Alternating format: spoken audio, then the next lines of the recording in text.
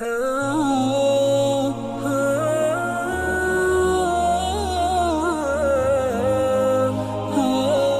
تعالی جل مجدہ نے دین اسلام کو ایک مکمل ضابطۂ حیات بنایا ہے۔ انسان کی رہنمائی اس دین اسلام نے ہر جگہ پر ہماری کر دی ہے۔ اب اس راستے پر چلنا ہمارا کام ہے، اس راستے سے چل کر فائدہ اٹھانا ہماری ذمہ داری ہے۔ خود اللہ جل مجدہ نے ہمارے لیے ہر چیز کھول کے رکھ دی ہے، اور یہ بات بھی واضح کر دی ہے کہ اس طریقے پر چلو گے تو کامیابی تمہارا مقدر بن جائے گی، اور اس راستے سے اگر ہٹو گے، اپنی من مانی پسند کا راستہ اختیار کرو گے، تو پھر کامیابی کی ضمانت میری طرف سے نہیں ہے۔ اس لیے دوستو، کامیاب ترین انسان وہی ہے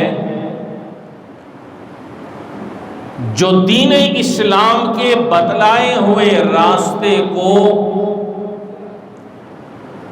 اپنے لیے پسند کر کے اس پر چلنے کی کوشش کرے۔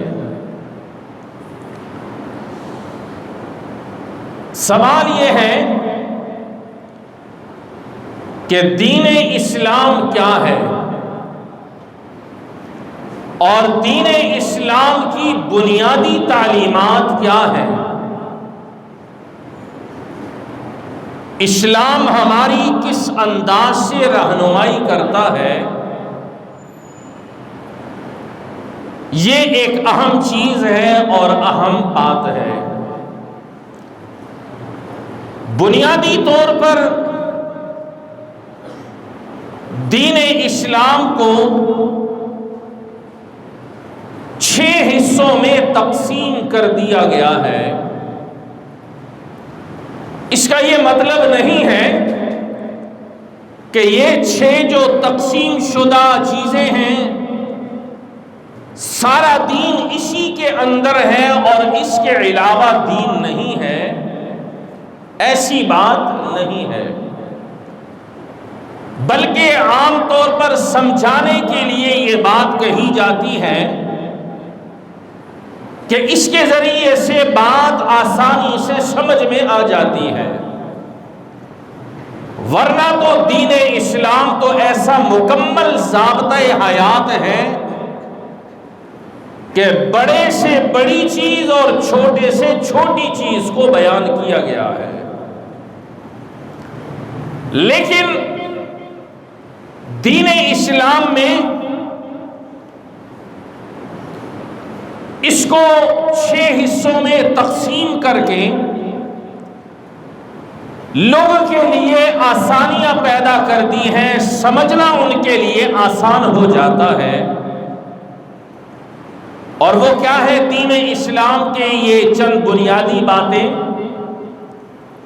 وہ ہیں عقائد ہیں، عبادات ہیں، معاملات ہیں، معاشرت ہے، اخلاقیات ہیں اور سیاست ہے۔ دین اسلام کو ان 6 چیزوں میں تقسیم کر دیا گیا ہے۔ میں نے عرض کیا کہ سارا دین ان 6 چیزوں میں بند نہیں ہے کہ ہم نے سمجھ لیا کہ بس یہ 6 چیزیں ہیں اور اس کے علاوہ اور کچھ نہیں ہے، سارا دین اسی میں ہے، ایسی بات نہیں ہے، بلکہ آسانی کے خاطر اس چیز کو بیان کیا، ورنہ دین کی اور بھی بہت ساری چیزیں ہیں جو اس کے علاوہ ہیں۔ عقائد ہیں، عبادات ہیں، معاملات ہیں، معاشرت ہے، اخلاقیات ہے اور سیاست ہے۔ یہ 6 چیزیں ہو گئی ہیں۔ ہم لوگوں نے دوستوں جو زور لگایا ہے وہ 2 ہی چیزوں میں زور لگایا ہے۔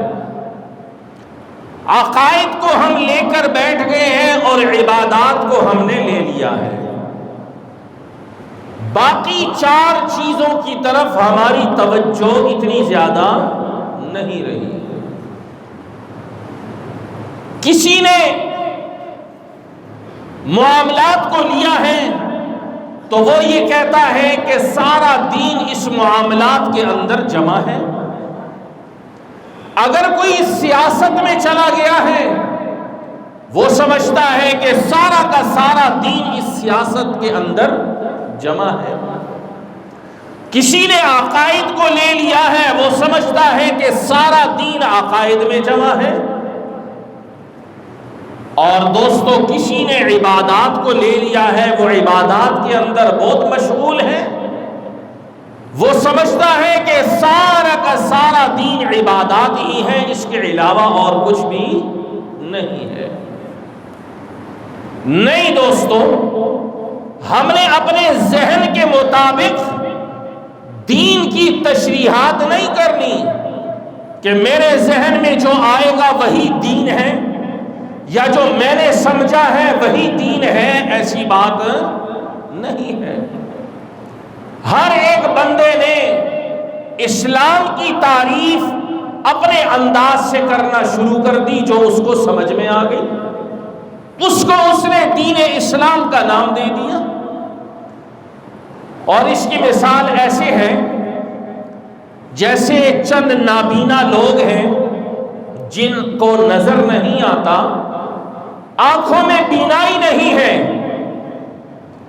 اور انہوں نے کبھی زندگی میں ہاتھی کو نہیں دیکھا، اس لیے کہ نابینا ہیں، ان کو نظر ہی نہیں آتا۔ اب ہاتھی کو انہوں نے دیکھا نہیں تو کسی دن ہاتھی ان کے سامنے آ گیا، تو آنے کے بعد ایک نے ہاتھی کے جسم کے اوپر ہاتھ پھیرا، دوسرے نابینا نے ہاتھی کے سونڈ کو پکڑ لیا اور اس کے اوپر ہاتھ پھیرنے لگ گیا، تیسرے آدمی نے جو نابینا تھا اس نے ہاتھی کے پاؤں کو پکڑ لیا۔ خلاصہ یہ کہ جتنے بھی نابینا تھے، ہاتھی کا جو کچھ بھی ان کے سامنے آیا انہوں نے ہاتھی کی تعریف وہی کر دی۔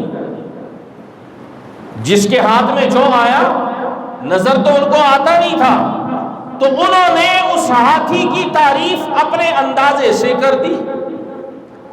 جس نے ہاتھی کے جسم پہ ہاتھ پھیرا وہ نابینا کہنے لگ گیا کہ ہاتھی بڑا گول سا ہوتا ہے۔ دوسرے نے ہاتھی کے ٹانگ کو پکڑا، اس نابینا نے تعریف کر دی کہ ہاتھی جو ہوتا ہے وہ ایسا لمبا سا ہوتا ہے۔ تیسرے نابینا نے ہاتھی کے کان کو پکڑا، اتنا بڑا کان جو لٹک رہا تھا، اس نابینا نے اپنے انداز میں ہاتھی کی تعریف یہ کی کہ ہاتھی جو ہے وہ ایک پتے کی طرح ہوتا ہے، جس کا درخت کا ایک پتا ہوتا ہے، اس پتے کی طرح ہاتھی ہوا کرتا ہے۔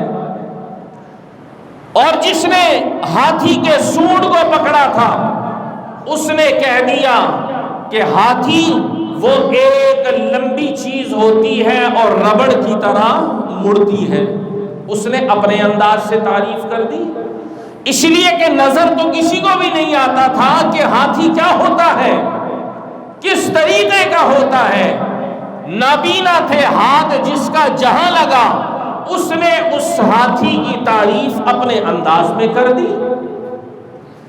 بعین ہی اسی طرح دوستو ہمارا حال ہے۔ ہم نے بھی دین اسلام کی کسی ایک چیز کو لے لیا، ہم نے سمجھ لیا کہ سارا کا سارا دین یہی ہے۔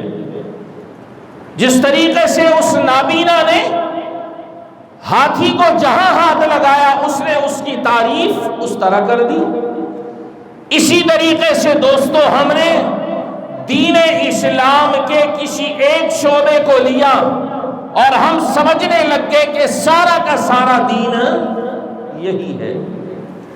اگر کسی نے اخلاق کو لے لیا، وہ سمجھتا ہے کہ سارا کا سارا دین یہی اخلاق ہی اخلاق ہے اور کچھ بھی نہیں ہے۔ اور اگر کوئی سیاست میں چلا گیا، وہ سمجھتا ہے کہ سارا کا سارا دین سیاست ہے، اس کے علاوہ کچھ اور نہیں ہے۔ نہیں دوستو، یہ غلط فہمی ہے اور اس غلط فہمی کو دور کرنا ہے۔ دین اسلام مکمل ضابطۂ حیات ہے، کسی ایک چیز کا نام دین نہیں ہے۔ اب دین کے ان تمام شعبوں میں جو 6 میں نے گنوائے ہیں، ان میں اگر ہم نے زور دیا ہے تو عقائد پہ دے دیا ہے اور عبادات پہ دے دیا ہے۔ عقائد پہ دے دیا ہے اور عبادات پہ دے دیا ہے۔ باقی معاملات ہو گئے، معاشرت ہو گئے، اخلاق ہو گئے، سیاست ہو گئے، ہم نے یہ سمجھ لیا ہے کہ اس کا دین سے کوئی تعلق۔ آج کل آپ دیکھ لیں سیاست کی کیا حالات چل رہے ہیں۔ ہم لوگوں نے یہ سمجھ لیا ہے کہ سیاست کا دین سے کوئی تعلق نہیں ہے، یہیں سے غلط فہمی پیدا ہو گئی۔ اور جب ہم نے سیاست کو دین سمجھا ہی نہیں ہے تو پھر ہمارے اندر منافقت پیدا ہو گئی، چوری چکاری پیدا ہو گئی، جھوٹ اور فراڈ پیدا ہو گیا، اور وہ سارا کچھ ہمارے اندر ہونے کے باوجود ہم ملک پاکستان کے پھر بھی خیر خواہ شمار ہونے لگے۔ تو دوستو ہم نے 2 چیزوں کو لے لیا ہے، ایک عقائد کو لے لیا ہے اور عبادات کو لے لیا ہے، باقی 4 چیزوں کو ہم نے چھوڑ دیا ہے۔ ہم نے کہا اخلاق کا دین سے کیا تعلق ہے، معاملات کا کیا تعلق ہے، ہم بازار میں جو مرضی کرتے رہیں، دین کے ساتھ کیا تعلق ہے اس کا، معاشرے میں ہم نے کیسے رہنا ہے، ہماری مرضی ہے، دین کا کیا تعلق ہے معاشرے کے ساتھ، ہم نے دین کو چھوڑ دیا۔ اسی طرح دین کے جو شعبے تھے ہم نے ہر ایک شعبے کے ساتھ ظلم اور زیادتی کر کے اس کو اپنی زندگی سے خارج کر دیا، حالانکہ ایسی بات نہیں ہے۔ دین ان 6 چیزوں کے 6 شعبوں کا نام ہے، مجموعے کا نام ہے، اور ان 6 چیزوں کو لے کر چلنا ہے، صرف 2 کو نہیں لینا کہ عقائد پہ زور دے دیا۔ بعض جگہ پہ ہمارے حضرات عقائد کو لے لیتے ہیں، زور لگاتے ہیں، اتنا زور لگاتے ہیں عقائد پہ کہ باقی دین اسلام کے 5 شعبوں کو چھوڑ دیتے ہیں۔ یہ حالات ہے۔ اور عوام الناس کا کیا حال ہے، وہ عبادات پہ بس زور دیتے ہیں، آؤ جمعے کی نماز پڑھ لیتے ہیں، عید آتی ہے تو عید پڑھ لیتے ہیں، قرآن اگر دل چاہا تو تھوڑا سا قرآن پڑھ لیا، مصیبت میں پھنس گئے تو کوئی تسبیح پڑھ لی، مولوی صاحب کے پاس جا کے کوئی وظیفہ لے کر آ گئے۔ ہم نے عبادات کو بس پکڑ لیا ہے۔ یاد رکھیے عقائد اور عبادات اپنی جگہ مسلم ہے، ان کا انکار نہیں ہے۔ عقائد اور عبادات اپنی جگہ مسلم ہے، ان کا انکار نہیں ہے۔ کوئی یہ سمجھ بیٹھے کہ یار عقائد اور عبادات پہ ہم اتنے لگ گئے ہیں، باقی 4 شعبوں کو چھوڑ دیا، چلو ایسا کرتے ہیں ہم ان 2 کو چھوڑ کر اب ادھر متوجہ ہوتے ہیں، ایسا بھی نہیں ہے، بلکہ ان دونوں چیزوں کو ساتھ لے کر بقیہ دین کے 4 شعبوں کو بھی لے کر چلنا ہے، دین کے مطابق چلنا ہے، اپنے من مانے طریقے سے نہیں چلنا ہے۔ تو دوستو عوام الناس ہو یا بعض خواص قسم کے لوگ عقائد اور عبادات کو لے کر بیٹھ جاتے ہیں کہ سمجھتے ہیں کہ بس یہی دین ہے۔ آج ہم اگر نماز جمعہ پڑھنے آ گئے ہم نے کہا ہم نے کمال کر دیا کہ نماز جمعہ ہم نے ادا کر دی، عبادات کر لیا، گیٹ سے باہر نکلے پھر ہمیں اللہ کا یہ دین یاد نہیں رہتا۔ یہ ایک غلط فہمی ہے، اس کو دور کرنا ہے۔ سوال یہ ہے اب کہ ہمیں عقائد اور عبادات میں کس نے لگا دیا اور باقی 4 چیزوں سے ہماری توجہ ہٹا دی گئی؟ یہ کس نے کیا؟ کیسے ہوا؟ سوال ذہن میں آیا کہ ہم عقائد پہ بہت زور دے رہے ہیں، عبادات میں بہت زور دے رہے ہیں، باقی اخلاق ہو گیا، معاشرت ہو گئی، معاملات ہو گئی، سیاست ہو گئی، اس کو ہم نے دین کبھی سمجھا ہی نہیں ہے۔ سوال یہ ہے کہ ان 2 چیزوں پہ ہمیں کس نے لگا دیا اور بقیہ 4 چیزوں سے ہمیں کس نے فارغ کر دیا؟ یا یہ بات ذہن میں رکھیے گا، کہیں ذہن میں یہ بات نہ آ جائے کہ عقائد اور عبادات کی شریعت میں کوئی ضرورت نہیں ہے۔ نہیں، وہ اپنی جگہ مسلم ہے، ان کو بھی چھوڑنا نہیں ہے۔ لیکن مسئلہ کیا ہے کہ کیوں ہم اس چیز سے پیچھے ہٹ گئے؟ وہ کون سی لابیاں ہیں، وہ کون سی قوتیں ہیں جنہوں نے ہمیں صرف ان 2 کاموں پہ لگا دیا، بقیہ دین کے 4 شعبوں سے اور دین کے بقیہ حصوں سے ہمیں دور کر دیا؟ پہلی چیز عرض کر دوں، یہ غیر مسلم سیاسی طاقتیں، غیر مسلم سیاسی طاقتیں، انہوں نے مسلمانوں کے اندر گھس کر مسلمانوں کو صرف اور صرف عقائد اور عبادات کے اندر مصروف کر دیا اور ہمیں ایسی غلامانہ سوچ دے دی اور ہم پر ایسے مسلط ہو گئے اور ہم پر یہ باور کروا دیا کہ دین اسلام کا تعلق تمہارے عقائد اور عبادات سے ہے اور مسجد کی 4 دیواری کے اندر ہے، باہر دین کے ساتھ تم نے کیا کرنا ہے؟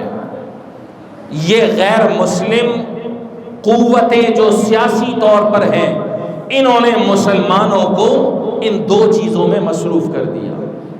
یہ پہلا سبب ہے، پہلی وجہ ہے کہ غیر مسلم سیاسی طاقتیں ہم پر مسلط ہوئی، ہمیں اپنا زیر اثر کر دیا، ہمیں غلامانہ سوچ دی گئی، ہم پر مسلط ہوئے اور مسلط ہونے کے بعد ہمارا مائنڈ ایسا کر دیا گیا کہ بس دینی حوالے سے اگر تم نے کچھ کرنا ہے بس اپنے عقائد میں لگے رہو، الجھتے رہو اور اپنی عبادات میں لگے رہو۔ نماز ہو تو نماز پڑھ لو، قرآن کا وقت آئے تو قرآن تھوڑا سا پڑھ لو، تسبیحات میں اٹھا لو تو تسبیح پڑھ لو۔ ہمیں اس کام میں الجھا دیا اور خود دوسری چیزوں میں مصروف ہو کر ہمارے سروں پر آ کر مسلط ہو گئے۔ یہ ان وجوہات میں سے پہلی وجہ۔ دوسری وجہ کیا ہے؟ ہمارے اوپر وہ سیکولر ذہنیت کے لوگ جو ان سیکولر قسم کے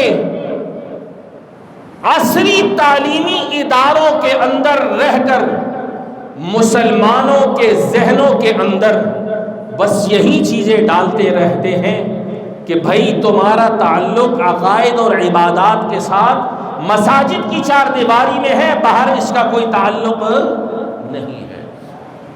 یہ دوسری وجہ۔ سیکولر ذہنیت رکھنے والے ادارے اور سامراج کے زیر اثر پروان چڑھنے والے وہ تعلیمی ادارے جنہوں نے ہمارے بچوں اور بچیوں پر محنت کر کے ہمیں اس طرح بنا دیا اور ہماری یہ ذہن سازی کر دی، ہمیں یہ بتلا دیا کہ بھائی تم نے اگر دین پر عمل کرنا ہے تو بس عبادات ہے، معاملات ہے، اس میں لگے رہو، اور دین کے یہ 2 شعبے ہیں، اس کے علاوہ بقیہ جو دین کے شعبے ہیں یہ انسان کی اپنی ایک پرائیویٹ زندگی ہے، اگر وہ اخلاق پر عمل کرتا ہے تو ٹھیک ہے، نہیں تو کوئی ضرورت اس کو نہیں ہے تو نہ کرے۔ سیاست پر عمل کرتا ہے تو کرے تو نہ کرے، معاملات ٹھیک کرتا ہے تو کرے، نہیں کرتا تو نہ کرے، معاشرت صحیح طریقے سے کرتا ہے تو کرے، نہیں کرتا تو نہ کرے، یہ اس کی پرائیویٹ زندگی ہے۔ یہ کس نے کیا؟ یہ سیکولر ذہنیت رکھنے والے لوگوں نے تعلیمی اداروں میں بیٹھ کر میرے اور آپ کے بچوں کی ذہنیت ایسے بنا دی کہ ہمیں دو کاموں میں لگانے کے بعد ہمیں یہ کہہ دیا گیا کہ بقیہ دین کے شعبوں پر عمل کرنا یہ ہر فرد کی اپنی پرائیویٹ زندگی ہے، اگر وہ عمل کرنا چاہے تو کرے، نہیں کرتا تو نہ کرے۔ یہ کیا ہے؟ یہ ان سیکولر ذہنیت رکھنے والے تعلیمی اداروں اور اس کے اندر پروان چڑھنے والے لوگوں نے کر رکھا ہے۔ اور تیسری وجہ کہ ہم عقائد اور عبادات میں لگے رہیں اور باقیہ دین کے شعبوں کو ہم نے پس پشت ڈال دیا اور اس پر عمل کرنے کے لیے ہم تیار نہیں ہوئے۔ وہ تیسری چیز کیا ہے؟ وہ ہمارا اپنا ذاتی عمل ہے، وہ ہمارا اپنا ذاتی عمل ہے۔ ہم نے اپنے معاشرے میں بس یہی چیز خود بھی سمجھی اور لوگوں کو بھی سمجھائی، اپنے بچوں کو بھی سمجھائی کہ بھائی دین بس یہی ہے، ٹوپی پرانی پھٹی مسجد کی پہن لو، جا کے 2 رکعت امام صاحب کے پیچھے پڑھ کے آ جاؤ، بس یہی دین ہے۔ عقائد کیا ہے؟ بس اللہ کو مان لو، اللہ کے رسول کو مان لو، بس یہی عقائد ہے، ٹھیک ہے جاؤ۔ باقی جتنا بھی زور ہے وہ ہم نے عصری تعلیم پر دینا ہے، ہمارے بچے کچھ بن جائیں، اعلیٰ ڈگریاں لے لائیں اور اعلیٰ منصبوں پہ جا کر بیٹھ جائیں۔ تیسرے قصوروار ہم خود ہیں، ہمارا اپنا قصور ہے کہ ہم نے دین کو اہمیت نہیں دی۔ ہم نے یہی سمجھ لیا ہے رمضان آئے گا تو سارے مسجد میں گھس آئیں گے، تراویح پڑھیں گے، قرآن پڑھیں گے، بس پھر فارغ ہو جائیں گے۔ جمعے کا دن آئے گا، جمعہ پڑھ لیں گے، نکل جائیں گے۔ بہت ہوا تو 5 وقت نماز، اگر کوئی نمازی ہے تو 5 وقت نماز پڑھ کے نکل کے چلا جائے گا۔ باقی ہمارا دین سے کوئی تعلق نہیں۔ میں نے بازار میں کیا معاملات کرنے ہیں مجھے پتا نہیں، معاشرت زندگی میں نے کیسے گزارنی ہے، لوگوں کے درمیان کیسے رہنا ہے، میں نے اس کو کبھی دین سمجھا ہی نہیں ہے۔ اخلاق میرے کیسے ہونے چاہیے، میرا کردار کیسے ہونا چاہیے، مجھے غرض ہی نہیں ہے نہ اخلاق سے نہ کردار سے، اس لیے کہ نہ میں نے اخلاق کو دین سمجھا نہ کردار کو میں نے دین سمجھا، اس لیے میں نے اس کی طرف توجہ ہی نہیں دی۔ سیاست، میں نے کبھی سیاست کو دین سمجھا ہی نہیں ہے۔ آج کل لوگ کہتے ہیں مولویوں نے سیاست نال کی تعلق ہے، یہ ساڈا کام ہے۔ یہ غلط فہمی یہیں سے شروع ہو جاتی ہے۔ رسول اللہ صلی اللہ علیہ وسلم کی زندگی کا مطالعہ کریں، اس میں آپ پڑھیے گا کہ پیغمبر نے بھی سیاست کیسے کی ہے۔ سیاست کوئی الگ چیز نہیں ہے، اصل مسئلہ یہ ہے کہ ہمارے ہاں گندگی اتنی پھیل گئی ہے، سیاست کے شعبے میں اتنی گندگی پھیل گئی ہے، اتنی غلاظت پھیل گئی ہے کہ ایک اچھا انسان، شریف انسان، دیندار انسان وہ یہ سمجھتا ہے کہ سیاست کا تعلق اسلام کے ساتھ ہے ہی نہیں، یہ شریف لوگوں کا کام ہے ہی نہیں، ٹوپی داڑھی والے کا کام ہے ہی نہیں، 5 وقت نماز ادا کرنے والے کا کام ہے ہی نہیں۔ یہ اس کے ذہن میں بات کیوں آئی؟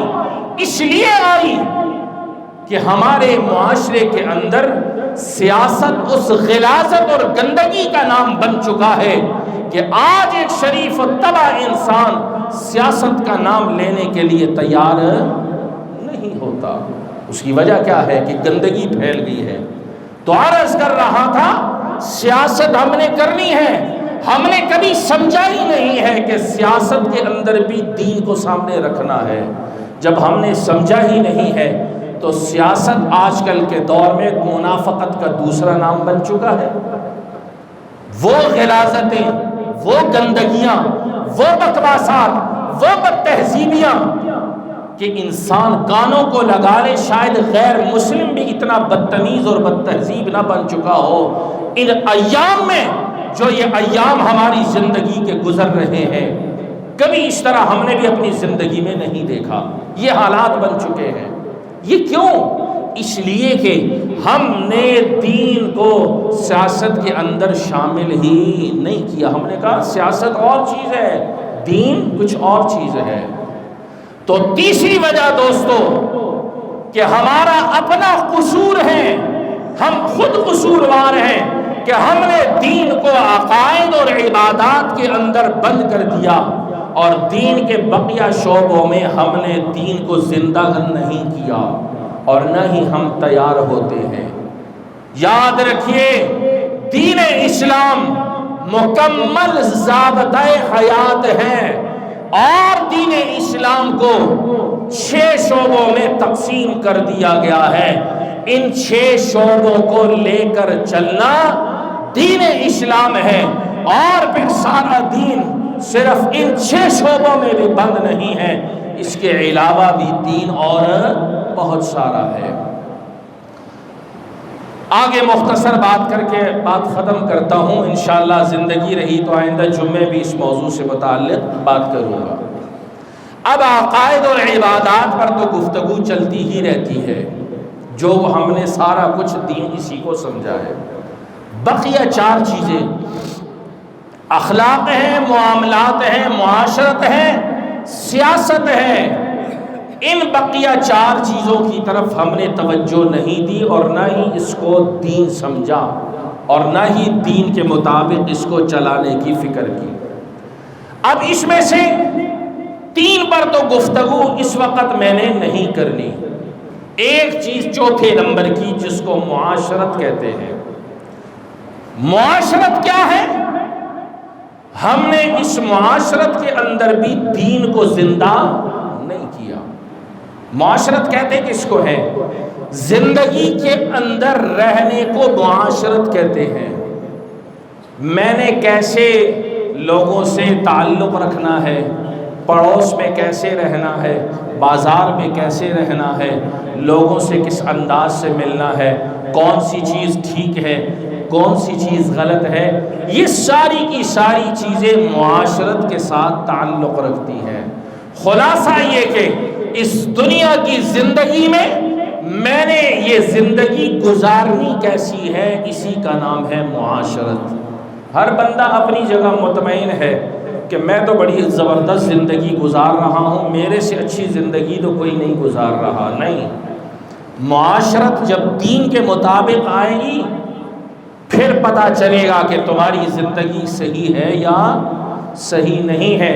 تم دین کو معاشرت کے ساتھ جوڑتے ہو یا نہیں جوڑتے؟ ہم اس کو بھی دین کے ساتھ جوڑنے کے لیے تیار نہیں ہے۔